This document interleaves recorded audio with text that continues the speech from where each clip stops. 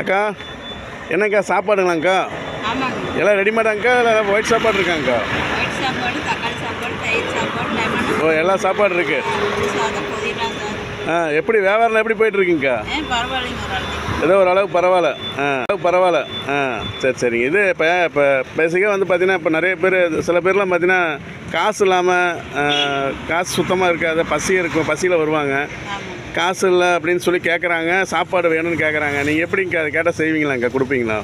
கொடுத்துருவோங்களா? இன்னமும் சில பேர் கேட்பேங்க.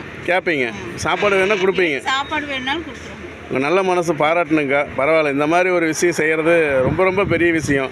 ஏன்னா சாப்பாடுன்னு சொல்லி ஒரு விஷயத்தை கேட்டாங்கன்னா கொடுப்பீங்க. அன்றைக்கி வியாபாரமே இல்லை, சுத்தமாக ஆகலை, அன்றைக்கி ரொம்ப டல்லாக இருக்குன்னு வச்சுக்கோங்க. திடீர்னு ஒருத்தர் வந்து நான் சாப்பாடு வேணும்னு சொல்லி கேட்குறாரு, முடியாதது அந்த இல்லாதப்பட்டவர் வந்து கேட்குறாரு, கஷ்டப்படுறவர் வந்து கேட்குறாரு. அப்போ நீங்கள் கொடுப்பீங்களா?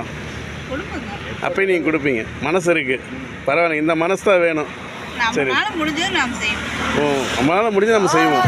ஓ, ரைட்டு, சூப்பருங்க, நல்ல விஷயம்.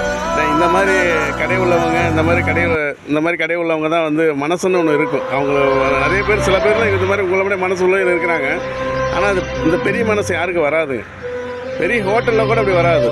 நீங்கள் சிறு தொழிலாக செய்கிறீங்க, அந்த மனசுன்னு ஒன்று இருக்குது பார்த்தீங்கன்னா, செய்யணும்னு சொல்கிறீங்க, கொடுப்புங்கிறீங்க பார்த்தீங்கன்னா.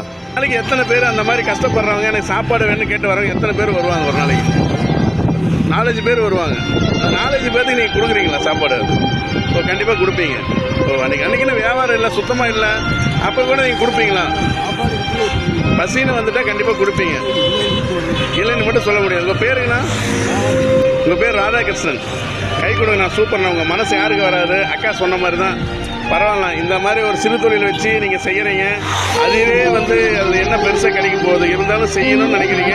ஆனால் அன்றைக்கின்னு ஒரு வியாபாரம் டைம்லாம் மொத்தமாக ஒரு நாளைக்கு சராசரி ஒரு 5 பேர் 6 பேர் வராங்க. அவங்களுக்கு பசின்னு சொல்லி வந்து கேட்டால் கொடுப்பேன் அப்படிங்கிறீங்க பார்த்தீங்களா? இந்த மனசு யாருக்கு வராதுண்ணா? இதை கண்டிப்பாக எப்பயுமே கன்டினியூ பண்ணுங்கள். சரிங்கண்ணா? நல்லதுண்ணா, நல்லதுண்ணா. இப்போ நம்ம பசங்க பிள்ளைங்களாம் என்ன பண்ணுறாங்கண்ணா? அப்படிங்கண்ணா, சரிங்கண்ணா. அப்படிங்கண்ணா, சூப்பர்ண்ணா, சூப்பர். 2 பசங்களை படிக்க வச்சு ஒரு லெவலில் கொண்டு வந்துக்கிறீங்க.